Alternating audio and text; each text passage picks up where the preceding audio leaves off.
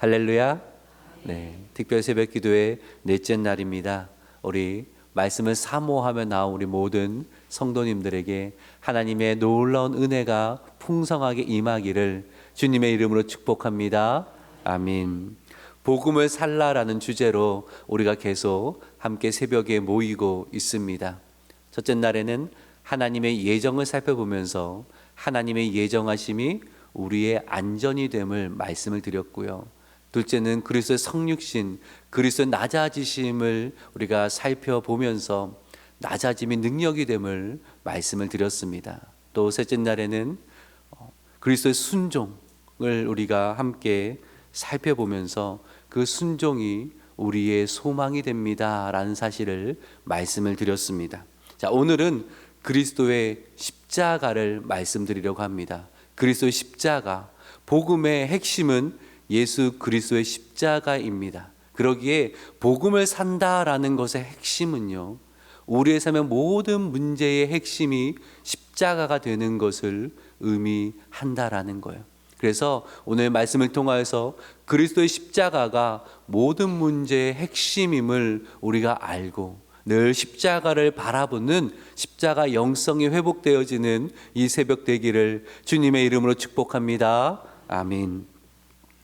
오늘 본문 23절의 말씀을 보니까 모든 사람에게 복음이 필요한 이유를 이렇게 바울은 이야기를 합니다. 같이 한번 읽어볼까요? 시작. 모든 사람이 죄를 범하였음에 하나님의 영광에 이르지 못하더니. 복음이 필요한 이유는요, 모든 사람이 죄를 범했기 때문이라는 겁니다. 모든 사람이 죄를 지었기 때문에 하나님의 영광에 이르지 못한다. 하나님의 이 주시려는 그 천국에 이르지 못한다. 영원한 멸망으로 나아갈 수밖에 없게 되었다. 지옥 형벌 가운데 영원히 살 수밖에 없게 되었다라고 선언하고 있다라는 거예요. 모든 사람에게 복음이 필요한 것은 그 누구도 예외 없이 그 죄로 인하여서 하나님의 심판을 면할 수 없게 되었기 때문이라는 거죠. 사랑하는 여러분, 복음은요, 이 세상에서 조금 더 잘 살 수 있게 되었다라는 것을 의미하지 않습니다. 복음이 말씀하고자 하는 것은 이제는 좀 더 건강한 삶을 살 수 있게 되었다, 그 말씀을 드리는 것이 아니라는 것입니다. 혹 신앙을 처음 하시다가 마음에 시험이 드는 분이 있습니다. 아니, 하나님 믿으면 복 받는다고 해서 왔는데 교회 출석하는데 어려움이 더 생기는 겁니다. 힘든 일이 생기는 겁니다. 무슨 나에게 왜 복이 안 주어집니까 하고는 실망하여서 교회를 멀리하는 그러한 분을 간혹 뵐 때가 있습니다. 근데 복음은요, 그 말씀을 하고 있지 않습니다. 복음은 분명하게 말씀합니다. 당신은 죄인입니다. 그 죄로 인하여서 영원한 멸망으로, 영원한 형벌로 나아가고 있습니다. 당신은 무엇을 하더라도 그 심판에서, 그 형벌에서 면할 길이 없습니다. 길은 오직 하나입니다. 예수 그리스도입니다. 예수 그리스도만이 당신의 진리이고 길이요 생명이 되십니다. 예수 그리스도를 통해서만 당신은 구원받을 수 있습니다. 이 말씀을 하는 거예요. 여기서 벗어나면 이단인 것입니다. 예수 그리스도만이 구원의 통로가 아니라 누군가가 거기에 끼어들면 그것은 이단인 것입니다. 신천지가 왜 이단입니까? 이만희가 거기에 끼어들었어요. 이만희가 보혜사로 구원자로 끼어들었어요. 그러니 이단인 겁니다. 오직 예수 그리스도만 길이요 진리요 생명됨을 복음은 분명하게 말씀하고 있다라는 거예요. 예전에 한 성도님께서 저한테 부탁을 하나 하셨습니다. 목사님, 제 남편에게 가서 복음 좀 전해 주십시오. 제가 이제 그때 막 안수를 받았을 때인데요, 받고 얼마 되지 않았을 때입니다. 보통 저희끼리 그런 목사를 병아리 목사라고 이렇게 부르는데, 이 병아리 목사 시절에 이제 좀 떨리는 마음을 가지고 그 어르신을 찾아뵀습니다. 복음을 이야기했습니다. 어떤 결과가 일어났을까요? 복음을 이야기했는데요, 이게 성공적이지 않았습니다. 복음 받지 않으셨어요. 그래서 복음을 전했는데 상대방이 받지 않는다고 너무 낙심하지 마세요. 신앙을 전문적으로 배워서 목사 안수를 받은 사람이 복음을 전했어도 들어가지 않을 때가 있습니다. 어디서 막혔냐면요, 하나님에 대해서 이야기할 때는 그분도 좀 받으셨어요. 신의 존재가 있다라고 생각을 하고 계셨거든요. 그 다음으로 넘어갔습니다. 저나 어르신이나 죄인입니다. 그랬더니요, 화를 내시는 거예요. 내가 얼마나 성실하게 살았는 줄 아냐며, 내가 어떤 삶을 살았는지 알지도 못하면서 왜 나에게 죄인이라 그러냐 하면서 당신의 살아셨던 얘기를 쭉 하시는 거예요. 저는 요만큼 말씀드렸는데 이만큼을 계속 살아온 이야기를 계속 하시는 거예요. 그러다가 좀 성을 내셔서, 물론 이제 복음을 쭉 말씀을 드리긴 했지만 영접 기도까지 가지를 못했던 기억이 납니다. 그 어르신의 입장이 좀 그 기분이 이해는 되죠. 성실하게 살았는데, 열심히 살았는데, 아니 세상에 죄인이 얼마나 많습니까? 우리가 사회면을 보면요, 정말 사람이 맞나, 어떻게 저렇게 악할 수가 있나라는 그러한 생각이 들 정도 치를 떨만한 범죄를 저지른 사람이 얼마나 많이 있습니까? 근데 내가 그들과 한 부류라니 받아들이기 어려운 겁니다. 제가 당신은 죄인입니다, 우리 모두는 죄인입니다, 우리 모두는 하나님의 기준에 들서는 죄인입니다 라는 설명을 드릴 때에 옛날에 이런 비유를 든 적이 있습니다. 좀 아이들에게 하는 비유인데 한번 말씀을 드려보도록 하겠습니다. 한 초등학교 교실에서 선생님이 이제 1학년이겠죠. 수학 문제를 냈습니다. 퀴즈를 냈습니다. 깜짝 퀴즈. 문제는 하나였습니다. 5 더하기 5는 답이 뭡니까? 졸리신지 너무 쉬워서 그러신지, 네, 답은 10이죠. 10. 네, 아이들은 열심히 이제 계산을 해서 썼습니다. 근데 한 아이가 이제 나중에 좀 화가 나서 억울하던 좀 마음을 가지고 선생님께 좀 따지러 왔어요.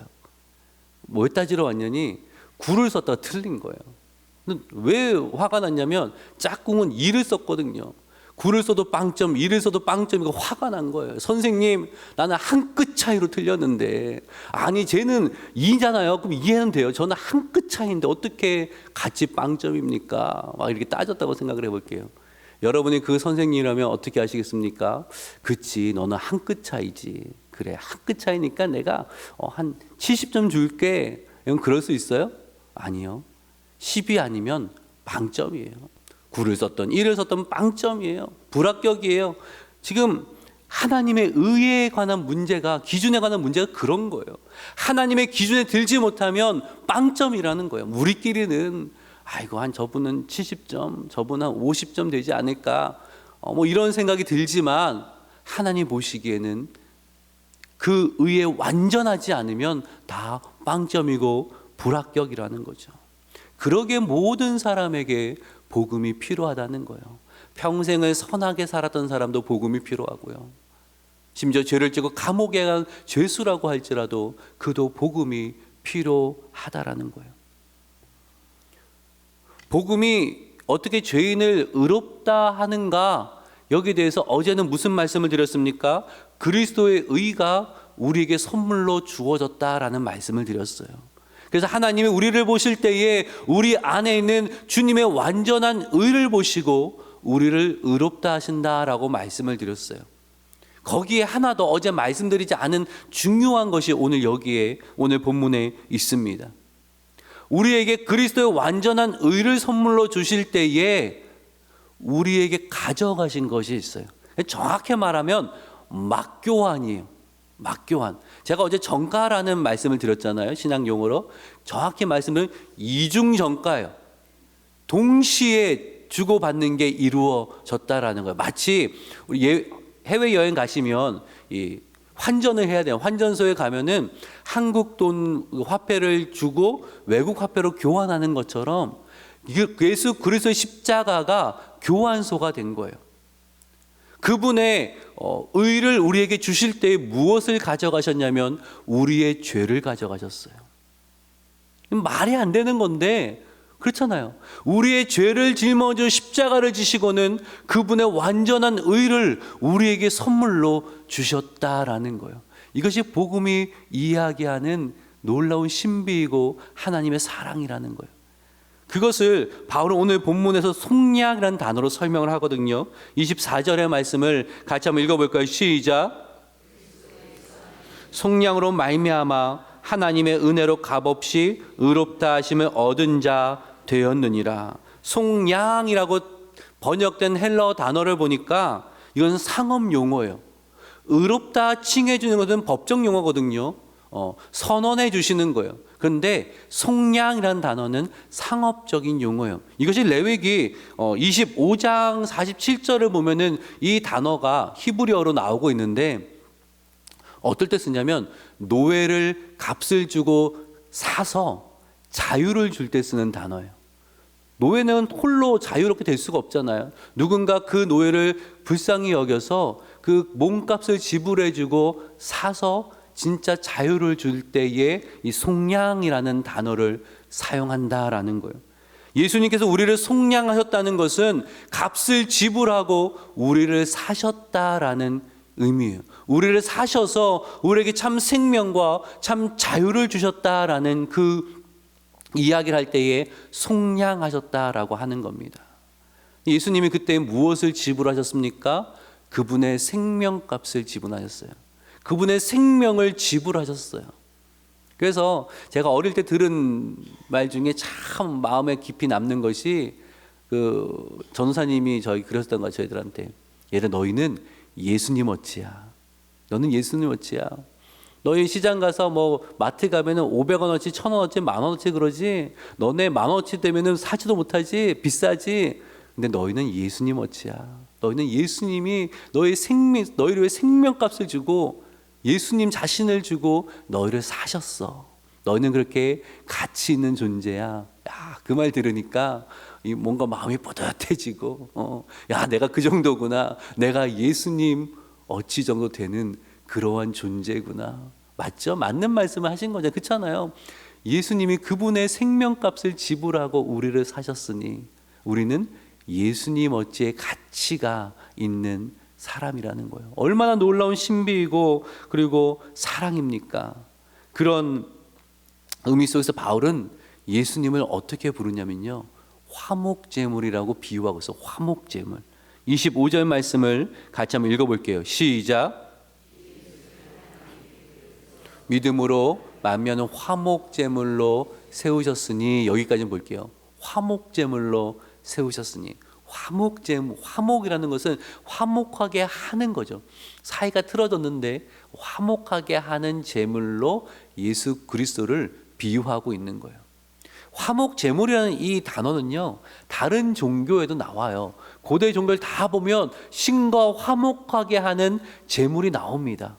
근데 화목제물을 보통 다른 종교에서는 누가 준비를 할까요? 인간이 준비를 해야 돼요. 그렇죠? 인간이 좋은 제물을 준비해서 신의 마음을 사야 되는 거예요. 그래서 뭘 요구합니까? 더 좋은 제물을 신에게 드릴수록 신이 기뻐받고 신이 축복하신다, 구원을 베푸신다라고 그렇게 이야기를 합니다. 그러니 값싼 제물을 가져오는 것보다는 값비싼 제물을 가져오는 게 좋은 거고요. 그때 최고의 제물은 무엇입니까? 아들을 드리는 게 됐었던 거예요. 아들만큼 귀한 존재가 어디 있어요? 그래서 아들을 드렸다 하고 하면 다들 그 앞에서 꼼짝을 못하는 거예요. 야, 아들을 드렸어. 저 사람은 신이 가장 기뻐할 거야. 이러한 것이 고대 종교의 이야기였어요. 간혹 이것이, 이런 사상이 우리 안에, 교회 안에 들어와서 내가 이만큼 내면 하나님이 이만큼 더 축복해 주신다라는 생각으로 신앙생활을 하는 분은 간혹 뵐 때가 있는데, 하나님은 뭐 더 많이 받으면 더 많이 주시, 이런 분이 아니라 우리의 고백을 받기를 원하시는 거지.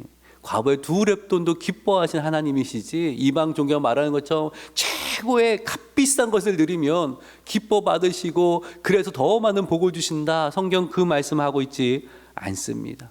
성경은 무슨 말씀하냐면요, 하나님과 사람이 화목하게 되어야 하는데 그를 위하여서 화목제물을 하나님이 준비하셨다라는 하셨다라는 거예요. 하나님이 준비하셨다라는 거예요. 근데 그 화목제물로 무엇을 준비하셨습니까? 그분 자신을 준비하셨다. 이것이 기독교가 말하는 하나님의 사랑이고 우리가 다 이해할 수 없는 신비라는 거죠. 하나님은요, 우리를 의롭다 하시기 위해서 죄를 그냥 눈 감아 주신 거 아니에요. 우리가 예정 이야기를 하면 우리를 택하사 우리를 구원하기로 하나님의 자녀 삼으시로 예정하시고 작정하셨기 때문에 우리 죄는 좀 그냥 넘어가 주자 한 게 아니라는 거예요.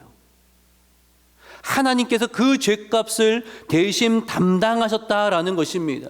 여러분, 우리가 예수 그리스도의 십자가를 묵상할 때에 하나님의 사랑도 보지만 또 하나 놓치지 말아야 할 것은 죄에 대한 하나님의 진노를 볼 수 있어야 한다라는 거예요. 십자가에 달린 예수 그리스도를 볼 때마다 우리가 생각해야 될 것은 내가 그 십자가에 달렸어야 했다. 내가 그 십자가에 달렸어야 했다라는 사실을 잊지 말아야 돼요. 하나님의 진노의 크기가 얼마나 무시무시한 것인지 예수님이 십자가상에서 뭐라고 외치셨습니까? 엘리 엘리 라마 사박다니, 나의 하나님 어찌하여 나를 버리셨나이까. 평소에 우리 예수님은요, 하나님은 아버지라고 부르셨어요. 나와 아버지는 하나다. 늘 아버지라고 부르셨어요. 근데 십자가상에는 아버지라 부르지 못하고 하나님이라고 부르는 거예요. 왜요? 그분은 아들로 그 자리에 서 있는 것이 아니라 우리의 죄를 짊어진 죄인으로 그 자리에 서셨거든요. 아들이 십자가에 달려있지만 하나님은 예수님은 아들로 보지 않고 철저하게 죄인으로 보시면서 무시무시한 진노를, 분노를 그에게 모두 쏟아붓고 계셨던 거예요. 그래서 우리 주님은 그 육신의 고통 너무나 컸지만 창세전부터 함께한 아버지와의 단절이, 그리고 그 진노가 너무나 고통스러워서 어찌하여 나를 버리셨나이까 사무치게 고통스럽게 외치셨다라는 거죠. 사랑은 내가 져야 할 십자가고 내가 당해야 할 고통을 예수님이 대신 지시고 대신 당하셨다라는 거예요. 내가 흘려야 할 피인데, 내가 당해야 하나님의 진노인데 예수님이 흘리시고 예수님이 그 진노를 받으셨어요. 그를 통하여서 우리의 죄를 가져가셨고 우리를 의롭다 하시고 구원의 길을 열어 주셨다라는 것입니다. 이사야 선지자는 그리스도 십자가를 성령의 충만한 가운데 미리 바라볼 때에 다음과 같은 고백을 하죠. 잘 아시는 이사야 53장 5절과 6절 말씀 우리 같이 한번 읽어보겠습니다. 시작. 그가 찔림은 우리의 허물 때문이요 그가 상함은 우리의 죄악 때문이라. 그가 징계를 받음으로 우리는 평화를 누리고 그가 채찍에 맞음으로 우리는 나음을 받았도다. 우리는 다 양 같아서 그릇 행하여 각기 제 길로 갔거늘 여호와께서는 우리 모두의 죄악을 그에게 담당시키셨도다. 아멘. 십자가의 사랑이 얼마나 놀라운 것인가를 알려면요, 그 진노가 얼마나 무시무시하신 것을 바라보면 하나님의 사랑은 이런 것인 것을 우리가 알 수 있다라는 거예요. 그래서 그리스도의 십자가는요, 우리 모든 삶의 문제의 중심에 있어야 됩니다. 핵심이 되어야 한다라는 거예요. 요즘 많이 힘드신 분도 계시죠. 하나님이 저 멀리 계신 것 같은 그런 분이 계실 거예요. 그때 우리가 할 것은 예수 그리스도의 십자가를 바라보는 거예요. 나의 허물과 죄악 때문에 십자가를 지신 주님이신데, 나를 위해 그 생명을 내어놓은 주님이신데 나에게 관심이 없고 나를 멀리 쳐다보고 계실까요? 우리가요, 뭐 하나 속숭한 거 그거 사고 나면 수시로 보잖아요. 그렇잖아요. 몇 년 작정하고 샀으면 그거 수시로 봐요. 남자분들은 큰맘 먹고 좋은 차 타면 수시로 그 차 닦으시더라고. 맨날 그거 닦아요. 왜요? 소중하니까. 그거 어떻게 그냥 생각하지 않습니다. 근데 그분의 생명을 주심으로 나를 사셨는데 그 소중한 나를 저 관심 없이 그러고 계시겠습니까? 여러분, 힘들 때에 우리가 바라봐야 할 것은 상황만 바라볼 것이 아니라 예수 그리스도의 십자가를 바라볼 수 있어야 된다라는 거예요. 불안하고 염려가 됩니까? 불안하고 염려가 됩니까? 사람이 그렇죠. 한치 앞도 알지 못하니까. 파도가 막 몰려오고 있으니까 불안하죠. 염려가 되죠. 그때 우리는 십자가를 바라봐야 되는 거예요. 나를 위해 독생자 예수를 아끼지 않으신 하나님께서 다른 것을 나에게 아끼시겠습니까? 가장 좋은 것으로, 가장 선한 것으로 우리와 함께하며 가장 좋은 길로 나를 이끄신다라는 그 생각을 잃지 말아야 된다라는 거죠. 여러분, 마음에 교만이 싹 틉니까? 내가 이 정도 했는데, 내가 이만큼 봉사했는데. 우리는 십자가를 바라봐야 돼요. 그 십자가 앞에서 무엇을 자랑할 수 있습니까? 예수 그리스도의 십자가를 바라볼 때에 어떻게 하나님 앞에서 내가 이만큼 했습니다라고 그렇게 말씀을 드릴 수가 있겠습니까? 예수 그리스도 십자가 외에 자랑할 것 하나도 없습니다. 이 고백을 하게 된다라는 거죠. 혹 하나님께 대한 원망과 섭섭함이 드십니까? 우리를 위해 아낌없이 생명을 내어주신 주님을 바라볼 때에 우리가 무엇을 원망할 수 있겠습니까? 우리가 오늘 예배 전에 예수로 충만합니다라는 찬양의 고백을 했잖아요. 예수 그리스도의 십자가를 바라볼 때에, 나를 위해 그분의 생명을 내어주신 그 놀라운 사랑을 바라볼 때에 우리가 고백하게 되는 것은 그 사랑으로 충분합니다. 예수로 나는 충분합니다. 이 고백을 우리는 할 수 있게 되는 것입니다. 죄에 대한 유혹이 있습니까? 예수 그리스도의 십자가를 바라보십시오. 하나님의 죄에 대한 분노가 얼마나 큰 것인지 여러분 그것을 바라보십시오. 이단들은 이야기를 해요. 용서받았으니까 다 괜찮다고. 하나님께서, 예수님께서 과거와 현재와 미래 이제 다 용서하셨기 때문에 괜찮다고. 그러니까 이 정도 죄쯤은 괜찮다고. 아니요. 예수 그리스도의 십자가를 바라보는 사람은 그런 말을 감히 할 수가 없는 거예요. 감히 할 수가 없는 거예요. 그렇게 예수 그리스도의 십자가의 은혜를 값싼 것으로 만들지 못하는 거예요. 죄의 유혹과 두렵고 떨림으로 하나님의 죄에 대한 분노하심을 알기에 십자가를 바라보며 신앙의 순전함을 지켜나갈 수 있게 된다라는 것입니다. 사랑하는 여러분, 예수 그리스도의 십자가가 우리의 삶에 항상 중심에 서 있어야 돼요. 십자가를 바라보세요. 여러분 형편이 어떠하든지 간에 예수 그리스도의 십자가를 바라보세요. 그 십자가를 통해 나타난 하나님의 진노하심을 생각하시고 또 그 십자가의 사랑을 통해 확증된 하나님의 사랑을 기억하세요. 십자가가 중심이 된 삶은 우리를 완전히 다르게 만듭니다. 여러분의 중심에 무엇이 있습니까? 여러분의 중심에 세상에 욕심이 있지는 않습니까? 여러분의 중심에 여전히 나 자신이 있지는 않습니까? 오늘 본문은 우리에게 요청합니다. 우리의 삶의 중심이 예수 그리스도의 십자가가 되어야 합니다. 그러기 오늘 말씀을 꼭 기억하셔서 예수 그리스도의 십자가가 내 삶의 중심 되기를 소망하며 기도하시면 좋겠습니다. 그럴 때 우리는 온 마음 다해 하나님을 사랑할 수 있는 거예요. 온 마음 다해 하나님을 사랑할 수 있는 거예요. 내가 지금 높은 위치에 있든지 낮은 위치에 있든지 간에, 내가 건강하든지 그러지 못하든지 간에, 내가 성공했든지 실패했든지 간에, 내가 많이 성취했든지 그러지 못하든지 간에 예수 그리스도의 십자가를 바라볼 때마다 온 마음 다해 하나님을 사랑합니다. 하나님을 찬양하고 하나님께 감사할 수밖에 없다라는 거죠. 형제를 바라볼 때에도 예수 그리스도의 십자가를 통해 바라보십시오. 나의 기준으로 누군가를 바라보고 평가하는 것이 아니라 예수 그리스도의 십자가를 통하여서 그를 바라보십시오.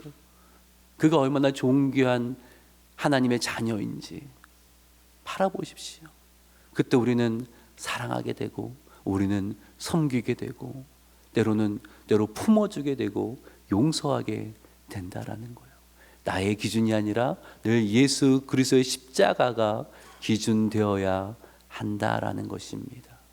오늘 이 말씀을 꼭 기억하면서 오늘도 예수 그리스도 십자가 중심이 되어서 하나님의 은혜에 감사하며 또 하나님을 사랑하고 이웃을 사랑하는 그 삶을 살아가기를 주님의 이름으로 축복합니다. 아멘.